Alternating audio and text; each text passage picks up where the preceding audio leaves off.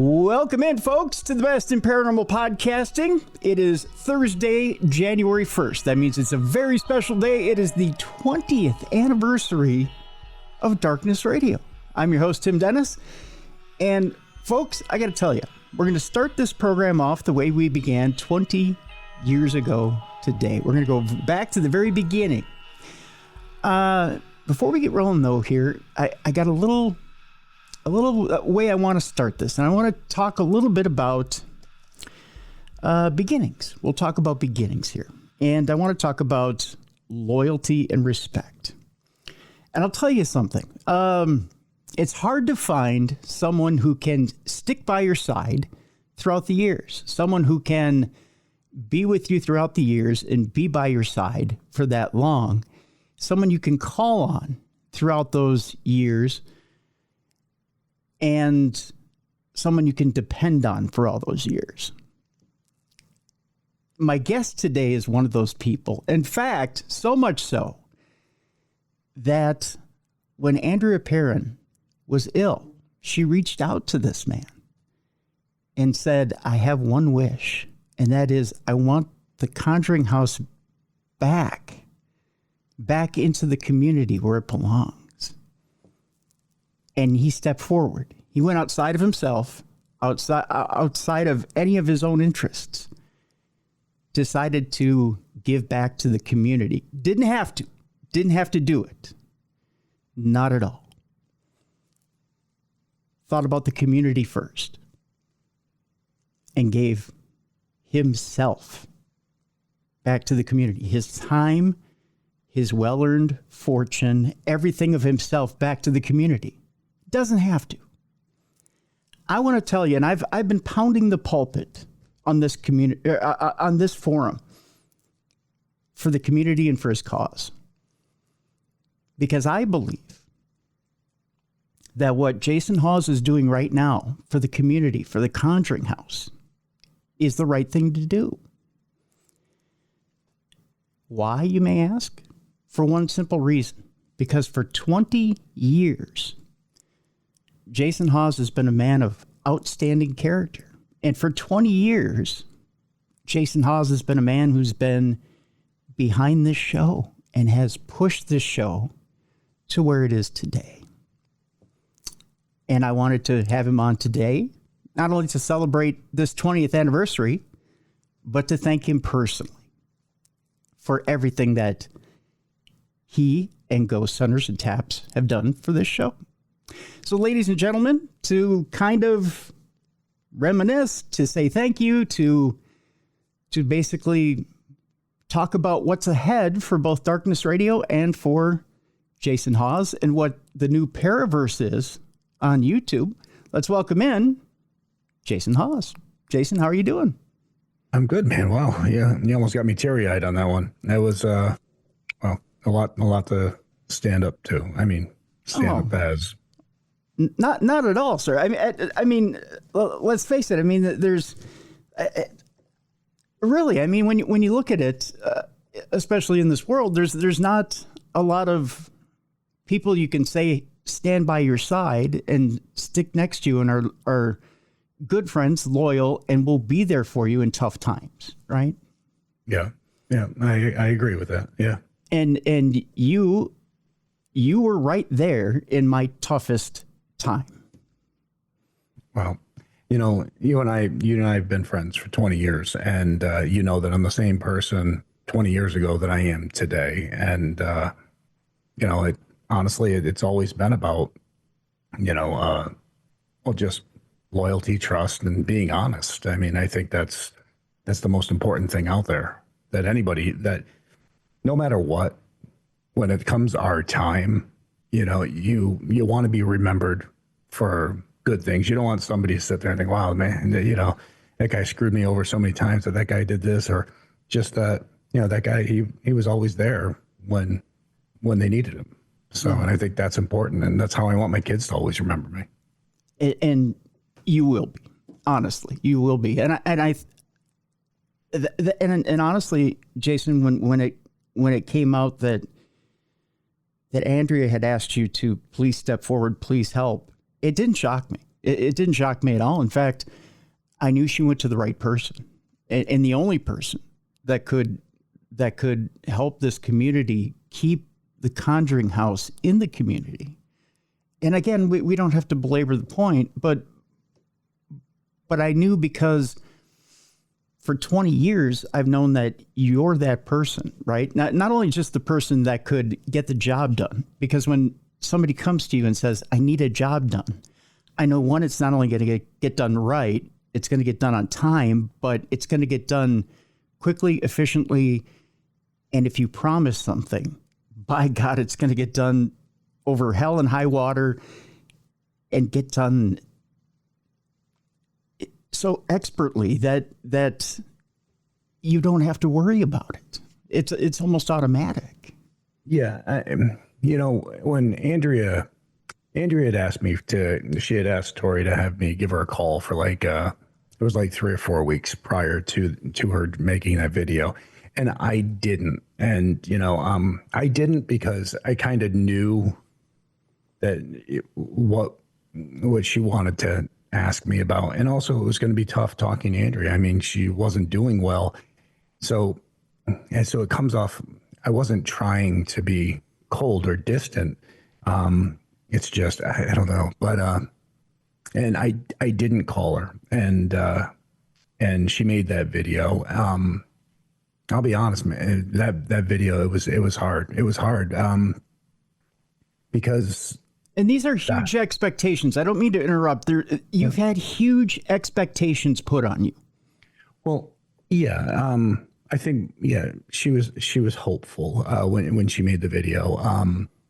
And it was a property that I've been in the best place I've been living my best life for the last 3 or 4 or 5 years. Well, I mean, I can't even say that. I've been living my best life since the day I had children. Mm-hmm. But, the last 4 or 5 years have been a little slower paced, and just taking the time, as you see the pictures behind me with the grandkids and everything else. Yeah. And so when she made that video, it took a lot of soul searching. And I understood, especially seeing things online and stuff, I understood why she was asking. And I talked to some friends, I talked to the family, and came to the point where it was like, all right, well, we'll see what we can do, because I mean, this is something she's asking, and she put it out there, and we'll do the best we can. No idea that we would be where we are right now. And ideally, I just want, we should have had that place a while back, and I can't get into the legalities or reasons of why people come out of the woodwork and who helps them come out of the woodwork. But right. I can say that this should have been handled almost a month ago. And because ideally my goal was to, all right, get this done and get Andrea, see if she's well enough, her and whoever in her family, and bring them up and sit there and say, hey, you know what? We did this. We did this as a community. We did this as all of us, not me. I might be the face or the voice that was able to get it out there, but I mean, it took everybody being a part of this. And that's my goal. Is I want this done while she's with us. So, and she has that closure. And this is a property that I didn't want. I didn't want to be a part of. I had washed my hands of numerous times, and but the whole community coming together and being behind this has made this really something that I want to see through. I want to make happen. I want to make happen for everybody. Mm-hmm. It shouldn't be for those who have huge YouTube followings or those who have huge bank accounts. It should be for everybody who wants to be able to go there, who wants to be able to experience it and spend time there. Right. And I think that's the part that people really need to hit home in their own heads, right? It's not, and I've seen this criticism online, and man, does it burned me. It's just another TV star who wants to own another property. And that is not what this is. No, I mean, I've owned properties, and, I got rid of those properties in the past. It had nothing to do with that. And, and I've seen some of that criticism, but it's being purposely created and manipulated and directed from certain individuals. Let's be honest. I'm not going to hold back on that. And those individuals will be held accountable. But the fact of the matter is that this wasn't about owning a property. And even those same individuals who spun this whole thing about, well, he can't afford it, the GoFundMe. Tim, you've known me 20 years. Yes. You know that I can easily afford this property. Right. I've always lived under my means, and I've always, and in doing so has always been able to do things where I'm able to donate, like the events we used to do, and, Yes. and how much money would we give to charity and stuff, and I still do that stuff to this day, because I've always lived below my means. I'm not out buying Ferraris and Lamborghinis and trying to impress everybody. It's never been about that. So this is something that I've been able to do, and I could easily do, but the community wanted to do this, so I figured it would be something that we could bring the whole community together in support, and that's what's happened. And I'm not worried about certain individuals and pushing their reasons, or trying to manipulate things for their own purpose, because this isn't a cash grab for me. This isn't a money endeavor. I mean, I own businesses. I'm private owners in other businesses. This was more about a preservation thing. This was about answering a plea for Andrea Perrin, who, that house is famous because of Andrea Perrin and her family. And, you see people like Sam and Kobe, and then who've respected that to the point where they've said, hey, we're going to respect Andrea's wishes and support Jason. Yeah. Yeah. And this show has supported everything that this movement has tried to do. And again, we've put up the link for the GoFundMe to encourage people to go to the GoFundMe and to contribute. And I want everybody to understand that this is something that, if it doesn't happen for whatever reason, then, I mean, that's refunded. I mean, that's never been, you've known me long enough. There's never been any controversy. There's never been anything of me asking people for money or anything like that. I don't need people's money. So if this doesn't happen, then, the refunds are there, but it's about making this happen. Right. And about giving it back to the community. Absolutely. Really? Yeah. Just to clear it up so that it's out of the way. Can you explain to people just real quickly, should this be procured? So the community, let's say, gets the property. Is there an idea of how management goes forward? Well, first off, it's about acquiring the property and definitely having to fix up the property. You need to get that done. And then, getting to a point where that property can run on its own, where, do I need to make back some of my money? It'd be nice if I could, but sure. I mean, if not, okay, well, I'll figure it out. Even if I have to do special events at the location to try to make that back. But once the property's fixed up, get it back open, I mean, it can be where it's covering its own costs. It's not something that I'm looking to take money from on monthly, weekly basis, daily basis. It's not about that. I've got money. I'm good, but it's something that, of course, that property is going to need to be able to maintain itself. It's going to need to be able to maintain, a staff of people doing whether it's tours or there for overnights, or the insurance, the property taxes, the repairs for the property. It's an old property that was built in the 1700s. It's going to need things. But also being able to do things like right down to certain months out of the year, being able to have it as a wedding venue. So those things offset the cost of this property.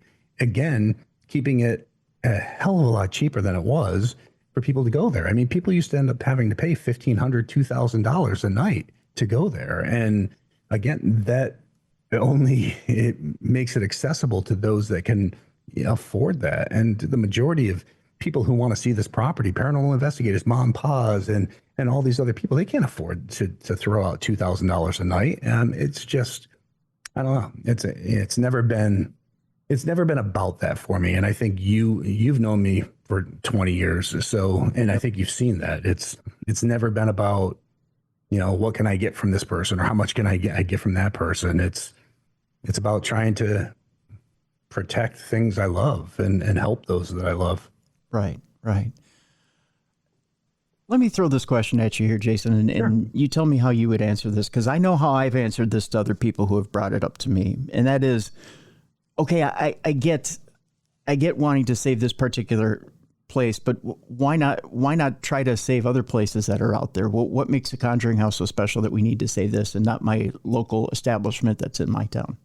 Okay, and that's a great question. The first part of that would be, because Andrea asked me, that would be the ideal start, is why this place? Because Andrea asked me. She didn't just ask me, she pleaded with me, knowing every bit of fiber in me wanted nothing to do with this property. She pleaded with me.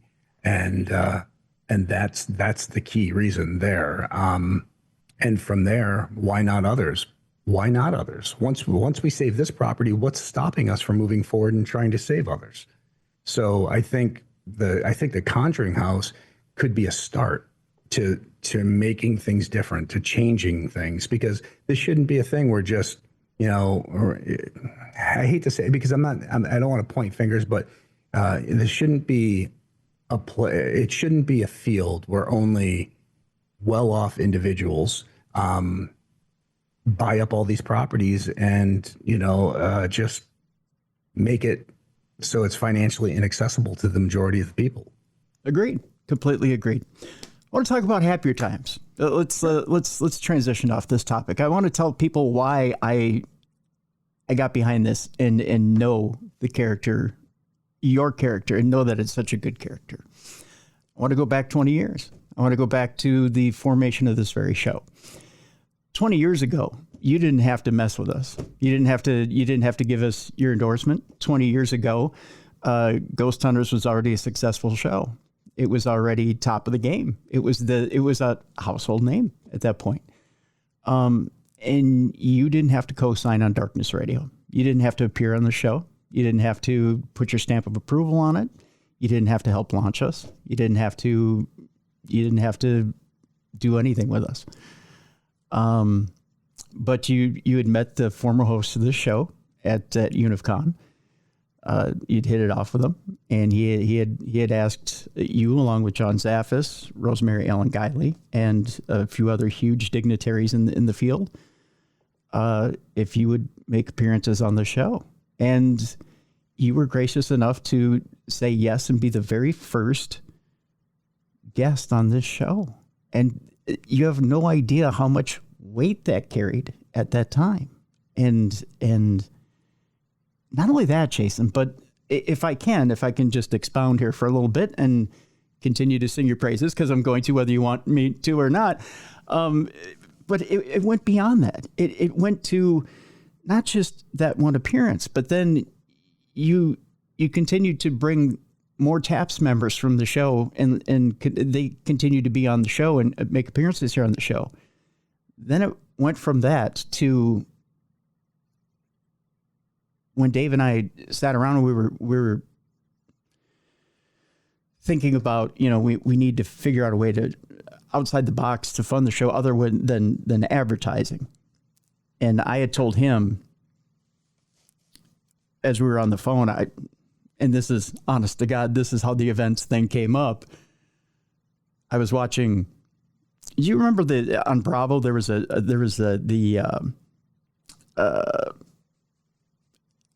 what did they call the program? It was rock and roll camp. That rock and roll. They still have the school, or not the school, but it's. I'm not saying the name of the. I think I know what you're talking about. You know what I'm talking about? Where they had the famous musicians and you go to. Yep. And then it's not rock and roll camp. It's like rock and roll. And now the name escapes me, but I'm going to think of it as soon as we're done with this interview. But they had a show about it on Bravo. It was a regular show. And so I'm watching this, and I decided to combine it with an old radio idea that you take a bus, and JV can tell you about this. You take a bus, you take your radio listeners to like the Washington Monument, or you take them to the Lincoln Memorial, or you go on a tour. And I had asked them at the time, because I think we had just talked on the phone, or we had just talked via the interviews. And I said, how well do you know Jay and Grant? And he said, oh, I think I know him pretty well. I think he might have been BSing me at the time. I'm not sure.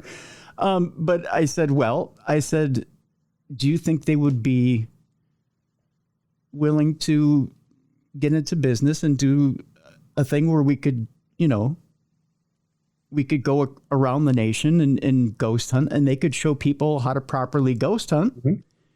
And, we could make this a business, tour around and ghost hunt and take people around the nation to famous places that they've ghost hunted on TV and do this, as a deal. And ta-da. And now everyone's doing it, right? Yeah. And there you go. And that was the idea.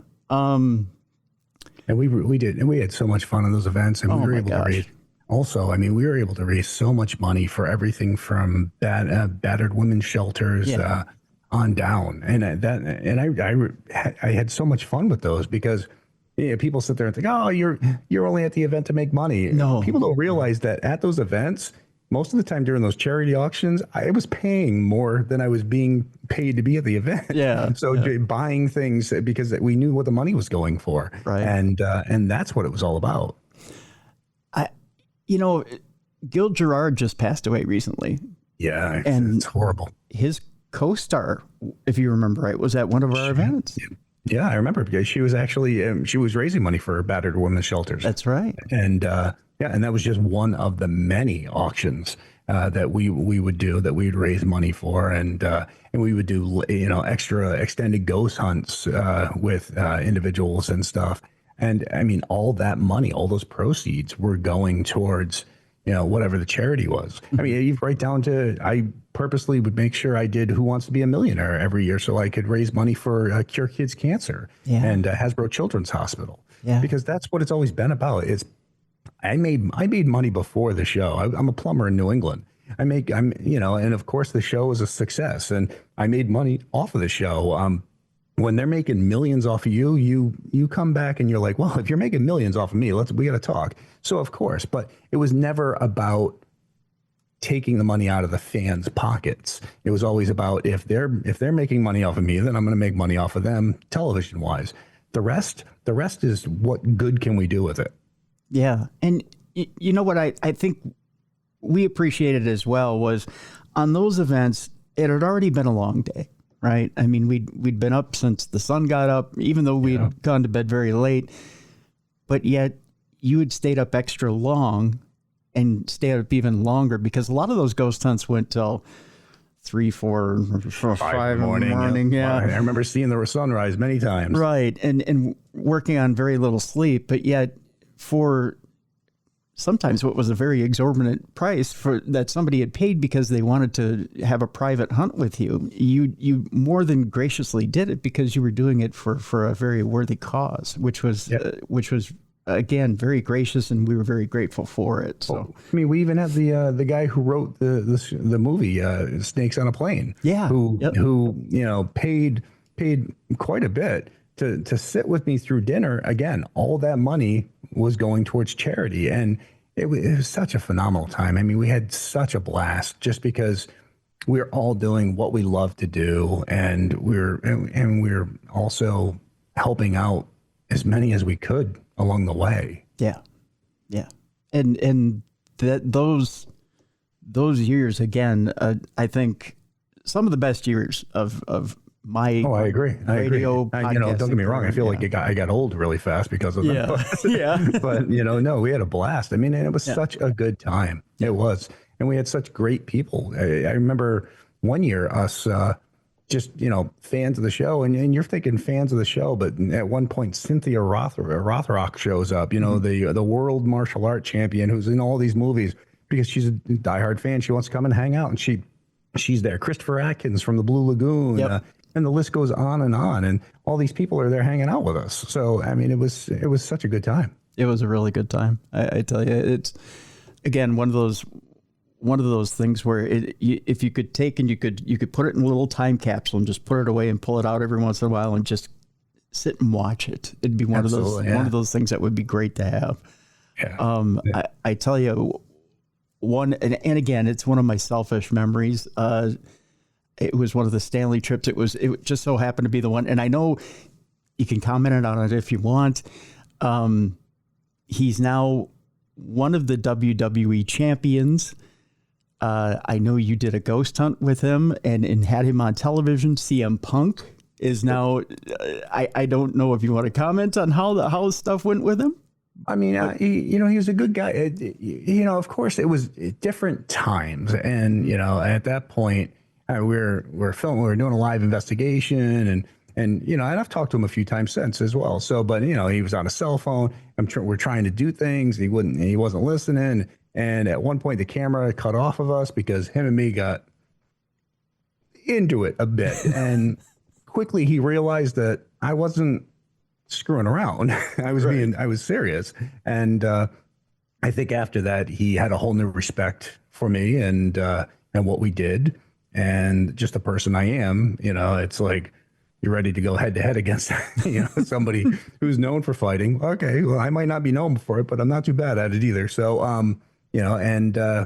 so I think we both learned a whole new respect for one another that night, and I was happy that he understood what I was saying and fixed it. That's a fair way of putting it. I think he's mellowed a lot too, and over those years. It's funny because one time I went to a Barnes and Noble going back, probably 6-7 years ago, and all of a sudden I see a guy walking with security or whatever, and he sees me and he goes, "Whoa!" and he comes running over, and it's CM Punk. I'm like, "What the hell are you doing here?" And he's like, "I'm here signing autographs." I said, "Hey, man, I had no idea. I was just in Warwick." So we hung out and everything. I mean, he's a good guy. He really is. Yeah. But again, we were all young, and I knew what I want, how I wanted the show. The show is real, and we want to keep it real, and so forth. And I think he quickly he found out. He found out in his own way. I remember you guys were filming out after the event. I remember just missing him because we had to leave as he was coming in. And I remember being the biggest mark at that time and missing him and not getting an autograph and thinking that was the worst thing that ever happened in my life. I ended up meeting him after that anyways. But it for me, I was crestfallen. But it wasn't the worst moment of my life, it turns out. But yeah, I was like, but it was no big deal. Speaking of looking back on things, Jay, I tell you, before we go to break, I do want to start to kind of look back on some of the equipment from then and now. It's funny because Ghost Hunters has broken some not broken literally equipment, but broken in some equipment to the mainstream major public and introduced it to the public. Mm-hmm. K2 meters, yep. Right? When you think about it, the simple K2 meter debuts on Ghost Hunters. It's something that sure was, a little line meter may have been used, before it debuts on TV, but once it gets on Ghost Hunters, everybody has one in their hand, right? It's being used everywhere. And then everything explodes from there, right? Watching some of the things on your new Paraverse channel on YouTube.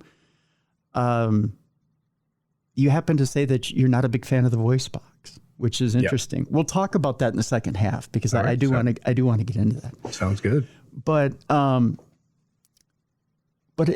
interested to see, you've kind of broken in a lot of equipment over the years on Ghost Hunters and introduced a lot of equipment on Ghost Hunters over 20 years. And I want to know, what's your favorite piece of equipment that you've introduced over 20 years that it stands out in your head? You want me to tell you that now? Yeah, please. Yeah. All right. Common sense. Really? Common sense. I think it's the most important piece of equipment anybody can have and use, and not enough people use it. So, I think common sense is the most important tool. And, of course, after that, I mean, when we started when we started in the field, actually, because remember, we were around for 10, 15 years prior to the show existing. We were investigating, you had to take any piece of equipment you had to modify because there was nothing designed for ghost hunting or investigating in the dark. And Sony had just initially came out with a camera, I think in the 90s with IR. But before that, I mean, it was trying to get as much light as you can and walk around with old Betamax, camcorders, which probably half the reason why I got to have shoulder surgery these days. Right. But, and then just trying to figure out devices that would help you try to further the field or at least gather evidence. And we've seen so many of those devices come throughout the years, and some of them are great. Some of them, trusty, they still stick around. Some of them you start to find their faults through time, because that's what it takes. It takes trial and error on all these investigations, and you start to see their faults. And from there, you try to move on. But there was nobody designing equipment that was specific for ghost hunters or ghost paranormal investigators. But now you do. You have a bunch of different people out there, whether it's Ghost Op, whether it's, you've got just so many different people out there who are doing these things. Bob, Christopher, I mean, the list goes on and on. Right.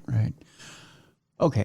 So I'll save this for the other side of the break. When we come back, we'll talk a little bit more about some of the equipment out there. I'm going to ask you a camera preference when we come back. Also, we'll get into the Paraverse, and I'll talk about your new partner in crime, JV Johnson. And not even new. He's been with you 20 plus years. Been with you for a while, but I'll just say new investigating partner. We'll put it that way. And we'll talk about a couple of the investigations that are on there, that are on the Paraverse, and we'll get into new ground that you're exploring. How about that? We'll do that when we come back next. It's the anniversary show. It's January 1st, folks, and we're launching into the 21st season here on Darkness Radio, but it is the 20th anniversary special here on January 1st. Jason Hawes is my guest, and again, he's breaking new ground with the Paraverse. We'll talk about it next, right here on the Best in Paranormal Podcasting. This is Darkness Radio.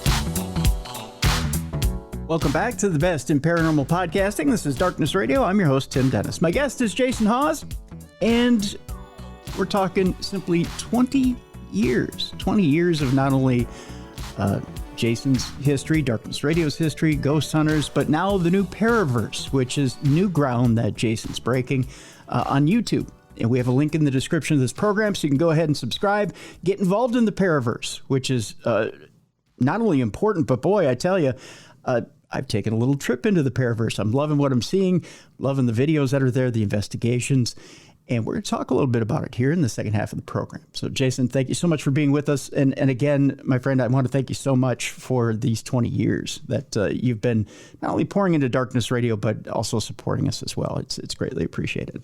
My honor, my friend. Appreciate it.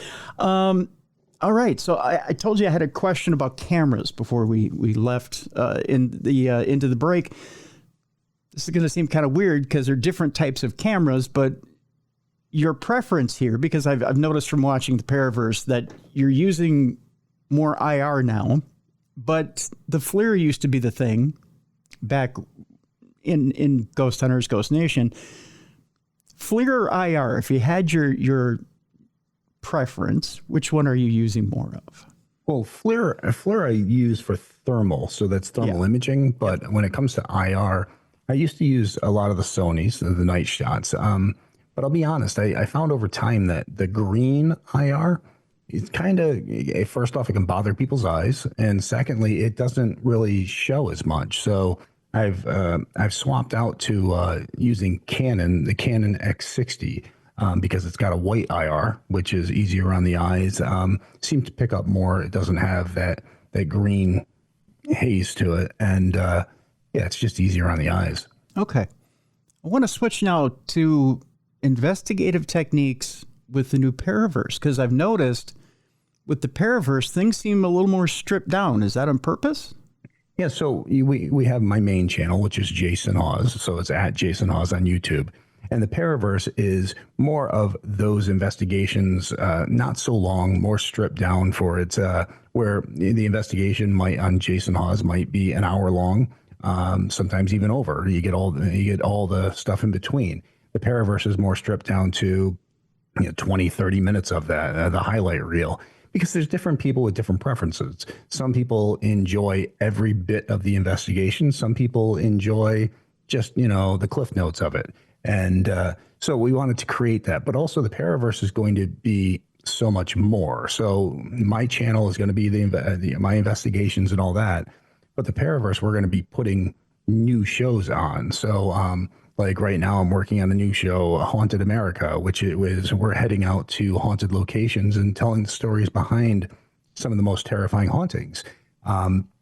And we're going to also have shows that involve other individuals that are going to be on the Paraverse network. So like I said, Jason Hawes is my main channel. That's where I do all my stuff. But the Paraverse is going to be, pretty much everything people love all in one place. And I was kind of crawling around on the Jason Hawes channel, watching some of the more full-length hauntings, which are still wonderful, great, good. And boy, I tell you, you catch some incredible stuff. I mean, again, shadow figures, whispers, voices. Some of the things I love that you're doing now, that you and JV are doing now, is the audio boost stuff. Yep. When you're catching a voice, you're doing the boost by 25% and 50%. You're getting the playback over and over again. And the other thing I love that you're doing, you're not influencing us necessarily with what it is you're hearing.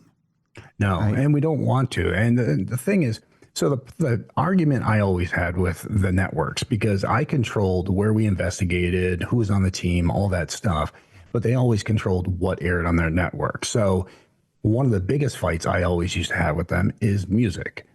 I used to constantly tell them, I don't want background music. I don't want that. It takes away from the investigation. And they're like, well, we got to have it. So it used to drive me crazy on that.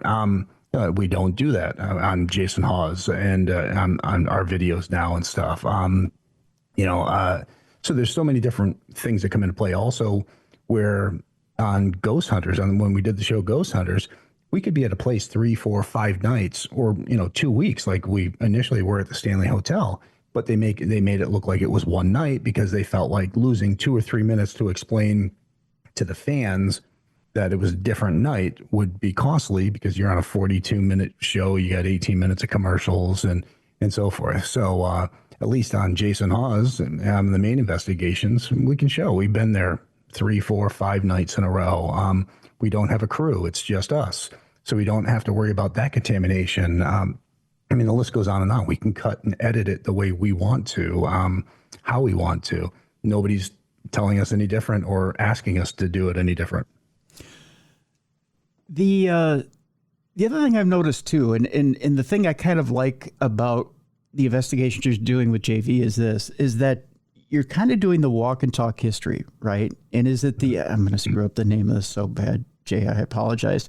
Is it with the Paraverse investigation of, is it Oneonta? Oneonta. Sorry. Yep. Oneonta, New York. The latest one, where you're walking around the historical society there.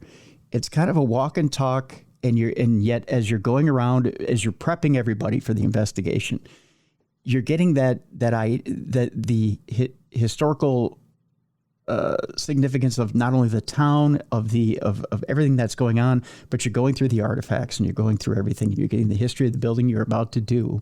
And it's almost like we're walking along with you, and almost like we would do ourselves if we were investigating, right? Which is a whole new way of doing it, rather than just the normal network way of sitting down and talking at us, right? Yeah. Sitting down and talking the history at us. And then it's almost like school where we have to observe it. Whereas you're getting in there, you're getting your fingers in there, and you're saying, hey, look at this. This is in this building. This is, and then explaining what this artifact is and where it came from. And that's why we film, and that's why we do 2 different things. Usually we'll do the tour one week and the walkthrough tour, and the following week we'll do the investigation. Because if it was just on the investigation, you're not really seeing the property. You're only seeing what you're able to see in the dark. So I like to be able to walk through there with the lights on and show people the entire layout of the property, tell them about the history of it, get them informed so they know the history, they know the layout, they know everything, and then we'll do the investigation, because we want people to be 100% aware of how the location is, how the setup is, what contamination issues we might be dealing with, the things that maybe this location houses and holds, and the significance of what they meant to that area or the people who own that property. And then the following week, dive into the investigation. So we always try to do it two different ways. That way people can see it and enjoy it on their own. Like initially, I was also doing them with 360 cameras, and I plan to be starting that again. But the 360 was nice because people who are unable, whether it's due to medical conditions or whatever, unable to go and visit these locations, I wanted them to be able to see everything. And with that was nice because they hold up their phone, they could move their phone, and when they move their phone, it turned the camera. They could zoom in on things.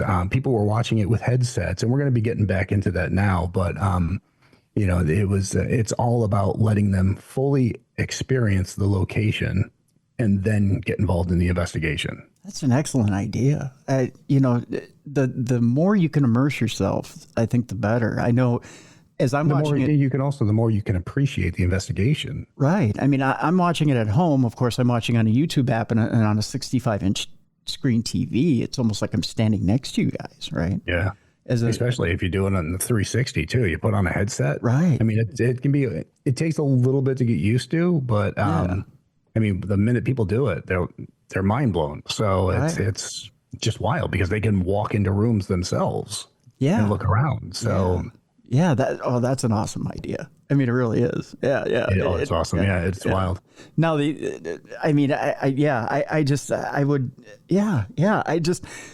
see, you're blowing my mind right now. I would to be able to go along with you two and be able to experience that. The one, and I'm trying to remember was it that same location that had the bandstand? Where you? Yes, that was at Oneonta Historical Society. Yep. Where you went up into that bandstand? I did. I was the first person to be up there in like 50 years. That it took a little bravery, because especially when you look up there. Although as I'm looking at the floor on that, I'm thinking it looks pretty solid, but it was solid. But then again, like I said, I mean, first person up there in 50 years. And I play it cautious. I mean, as a plumber, I head into a lot of locations people haven't been in a long time. So it's, I know how to be safe on that. Yeah. Although when you consider even 50, 60 years ago, people were still a little shorter. I mean, it didn't look like it had a lot of clearance there. No. I mean, if I had brought any of my sons, they would have been hitting their head. Right. I had 6 foot. I was pretty much just scraping it. Yeah. It didn't look like you had a lot of room there. No, that's for sure. And then when JV brought up that it was used for, was it Roosevelt's inauguration? Yeah. And a bunch of different things. Yeah. I guess that was also like the party place where they would have bands up there and people would go there for dances. And so it was such an important piece of that community. Yeah. Yeah. And to think that whole town, I mean, that burned down like twice. That's crazy. So, and then they finally decided to stop using wood and use brick. Eventually you smarten up, right? Yeah, exactly. Yeah, eventually. The thing is that you guys are finding some fascinating, I mean, it's not just the typical, let's go to this place that's well known, this place that's well known. You guys are finding these fascinating locations that seem like, I don't want to say that I hate to use this term. I really hate to use this term, Jay. The virgin territory, thing that you hear from. And I think that's a great term because anybody can go and investigate a location that's been investigated 1,000 times. But what are some of these other locations, these lesser known areas that people still have experiences, but just because somebody famous hasn't walked through there and put it on TV or put it on YouTube, not a lot of people know about it. So, and that's what it's always been about. I mean, I can get into any location I want. You know that, Tim. Yeah. So, but I just want to see the places that I haven't seen or visit some of the places that I visited in the past. But also just get the word out to everybody that okay, you might show up to this town because of that location, but there's also this lesser known area that has a great history behind it and a lot of experiences. The West Hill Manor in New Jersey that had the potential, well, I won't say potential, it had slave tunnels underneath it, Yeah, right? it did. Yeah.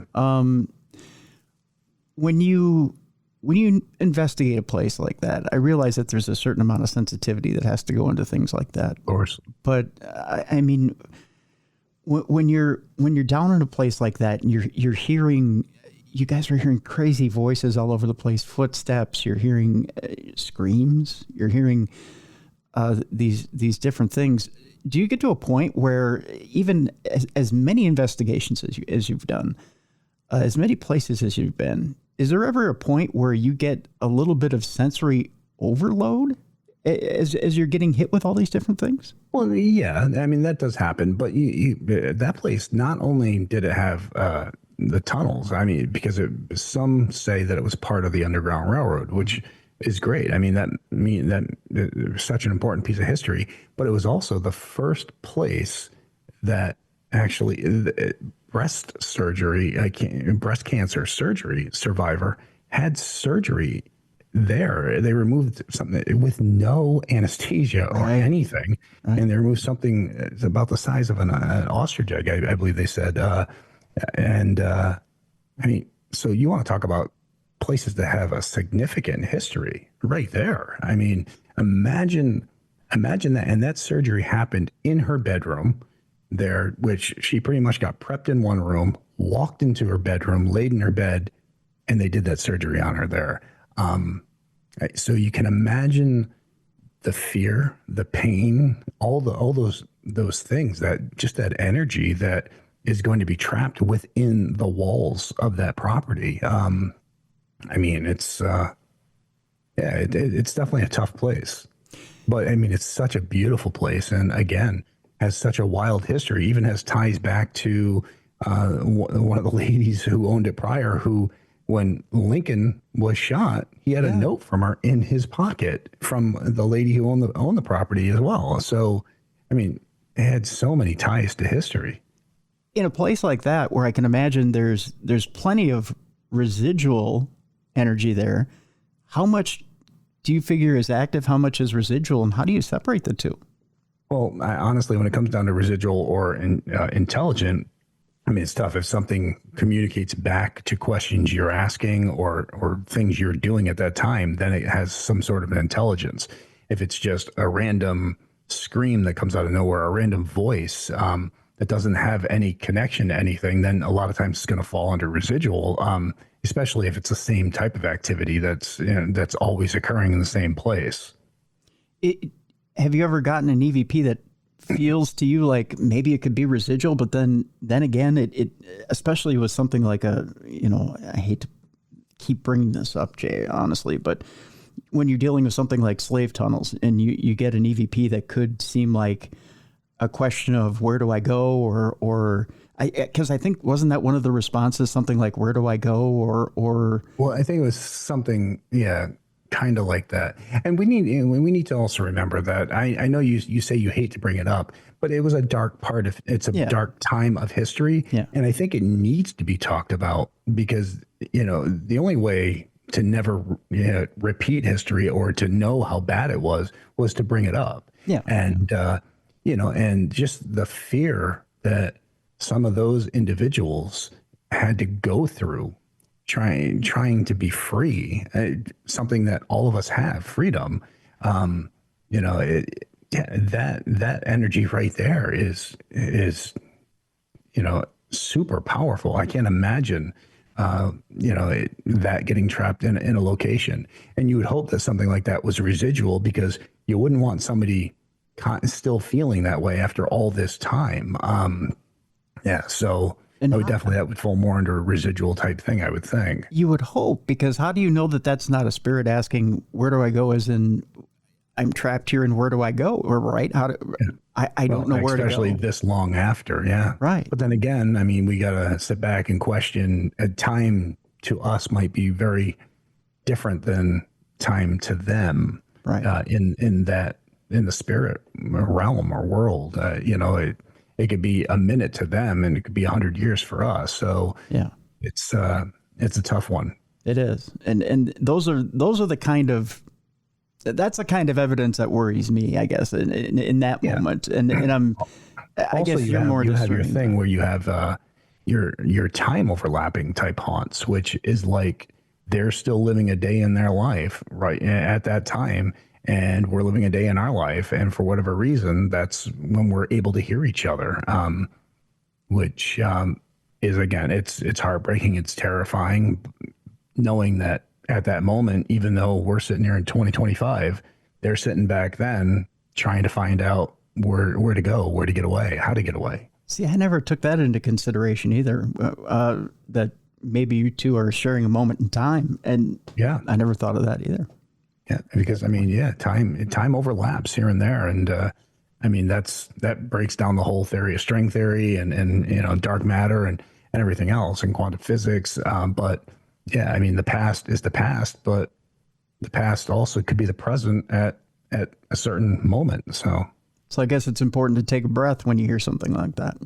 it really is. It really is, because you have to take a breath. That way, your next step, your next move. Yeah. Interesting. Okay. Let me ask you, one of the pieces of equipment you are using, I mean, you're using the IR cameras. Like you said, you're using your common sense when you're doing these investigations.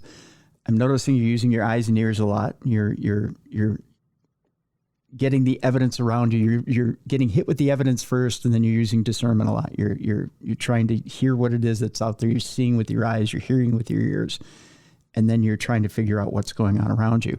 But there's one piece of equipment you're using out there from Ghost Stop, the tracer unit. Tell me how it was you came across the tracer unit, what exactly it is, and how it helps you in your investigations.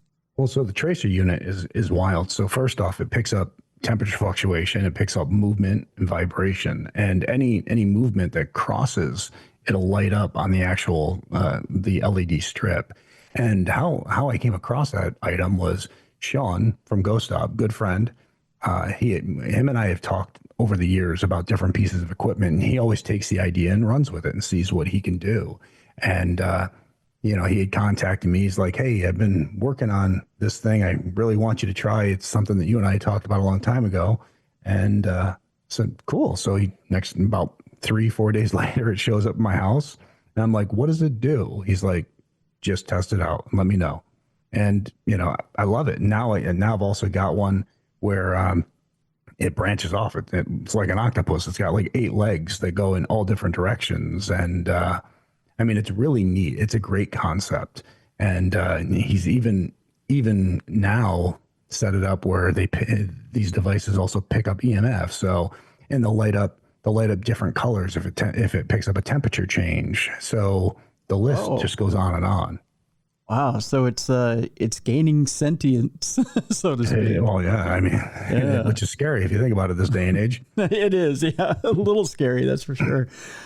And I guess as we're starting to wrap up here, Jay, there's the Wilson Castle. That was another one that kind of hit me where I live as I was watching I love that this place, but I hate bats. I love that place, but I hate bats, man. Yeah, it's Did you see when that bat came in the room? That thing was the size of like an eagle. Yeah. It was big. I go straight dumb when it comes down to those things. Really? Like I can't. My brain doesn't work. I'll tell you, because I went to college in Winona, and well, you would have hated what happened to me a few times. They will fly in your house, but when they fly in your house, they sit behind the blinds and they hang from the blinds. So a lot of times when it gets light out, they like to sit behind the blinds, and at night when it gets dark out, they around the house. So a lot of times if you happen to be, you peer out the window to look, in the morning, you'll see this thing hanging from your blinds. So a lot of times you got to hit them with the bat, drop them, or hit them with a broom, drop them, and then sweep them out. But they wake up when you hit them with in their blind. So they're kind of flitting all over the place on the ground. Yeah. Well, I never had a problem with bats until I was a kid in upstate New York. And I mean, we used to have huge bats out there. But I remember fishing, and we were fishing for bullhead, which are little catfish. Yep. And I remember I'm sitting there and I'm fishing, and all of a sudden a bat, for whatever reason, came down low and got caught in my line, my fishing line, and wrapped up and fell to the ground. And I kept on trying to get it out. And as I was trying to get it out, it kept on trying to bite me. And from there, ever since then, I don't know what it is, but something clicked. And I'm like, you little devils, I want nothing to do with you. So it's, yeah. I avoid them. Okay, so you're going to laugh at the hairstyle. This is why God made me bald. I had spiked hair on the top. I had a curly perm in the back, right? Thank God made you bald. Yeah, I know, wow. Right. But in college, I had one get caught in the back of my hair. Oh. And I was swinging, trying to get this thing out of my hair. And I was afraid it was going to try and bite me in the back of my head. That's what got me freaked out about bats. And I don't know what they're too sporadic. Just the way they move, I can't. At least a bird coming in, I can kind of judge where it's going to go. Yeah. A bat, you just can't. I have a good relationship with birds. I have a bird that sits out on my front porch and hangs out with me. So birds are cool. But yeah, birds are fine. Yeah. Bats, I mean, there's no reason a rat should have wings. That's right. You got that one right. The other thing that was to me was a little creepy, but you had no problem with was Colonel Wilson's music box. Yeah, that actually happened. We weren't there when that happened. We were back. So we had our camera set up and they alert us when they pick up any movement or sound. And we're at the hotel about a half mile down the road. And because Denise and Andy and them, phenomenal people. Denise owns Wilson Castle, and she said, it's yours. Take it for as long as you want. So we were there for I think 4 days. And so we set it all up. I set up all the equipment, and then it was so crazy because it was sometime between 2 and 4 a.m., I believe, that the music box just started playing. And it was 100% the music box. There was no question. And strangely, there was this little orb that seemed to come by at the same time. But, I don't really put much into the orb thing. But, yeah, I mean, for that music box, which you got to wind up and everything to just start playing on its own, it was pretty wild. It is pretty wild. And just the sound that comes out of it is that kind of that carnivalistic, warped. Yeah. And then the bedroom light upstairs. Yeah. The bedroom light turns on we literally caught the clicking of the bedroom light, which, I mean, and that place is it's so wild. It's amazing to go there. And you realize, I mean, there's all they got a cage outside that they used to keep bald eagles in. And you're like, who the hell keeps bald eagles in a cage? Right. It's just, that's how they lived. But it takes a certain, would you agree it takes a certain narcissistic personality to want to cage such a free animal like a bald eagle? Well, I think to cage, I can't say cage anything because, of course, we do that with hamsters and stuff. But it's that symbol. Honestly, we do that with cats and dogs when we don't if people who have house cats. It's that symbol of power and freedom, though. That you're caging. Oh, yeah. I mean, especially a creature that is designed to fly. I mean, right. It's supposed to be, taking over those skies. And we have a bunch of them here when we're at our lake house. And I mean, there's 8 of them here. So it's constantly, they're all around. And just to see, first off, to see the size of them. People don't realize how big an eagle is. They're huge. But to see what they do, I was going to get on my jet ski during the summer. And I get on my jet ski and I see something out of the corner of my eye and I turn. And as I do, this eagle, which had just gone by me, hits the water like a missile and then comes up with a fish and takes off. And I'm like, and that thing was big enough where I was like, that would carry a kid. That would carry one of my dogs away. Yeah.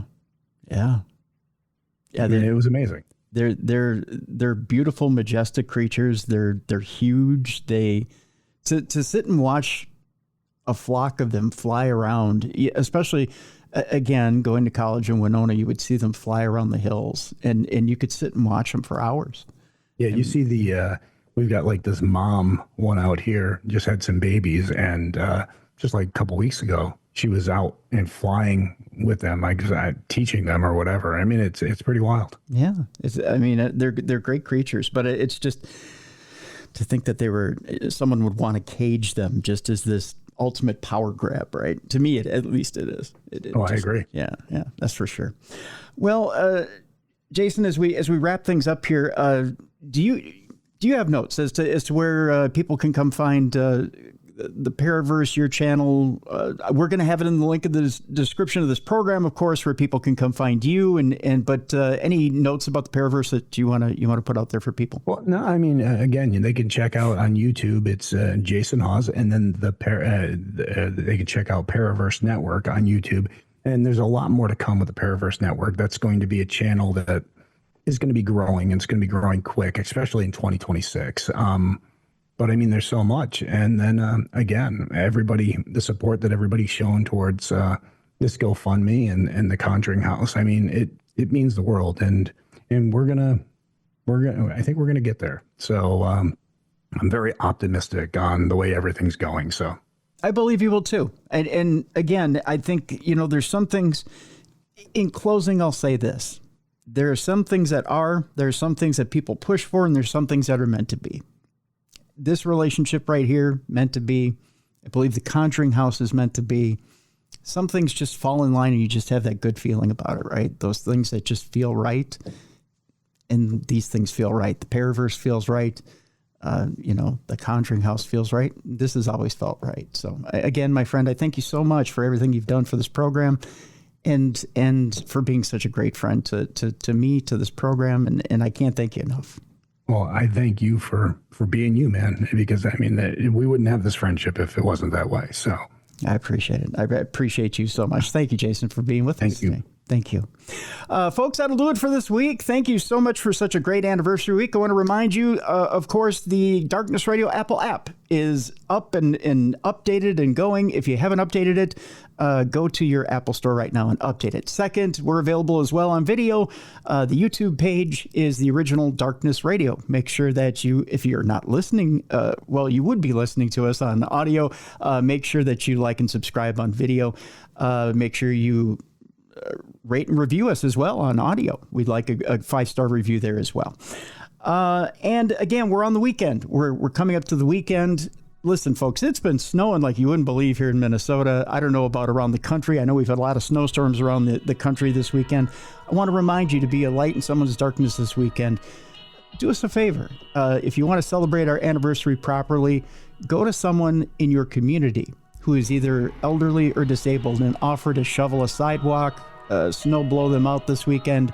Go help someone who is elderly or disabled this weekend, and be a light in someone's darkness this weekend. It's just a note from your friends here at Darkness Radio. For Jessica Freeberg, for Mally Fox, for Beer City Bruiser, for Travis Thorpe, I'm Tim Dennis. We want to thank you so much. We are so grateful to you, and we keep that attitude of gratitude every single time we step on the air. Every single day we think of you guys. We love you and appreciate you, and thank you so much for continuing to watch and listen to us here on the best in paranormal podcasting. This is Darkness Radio.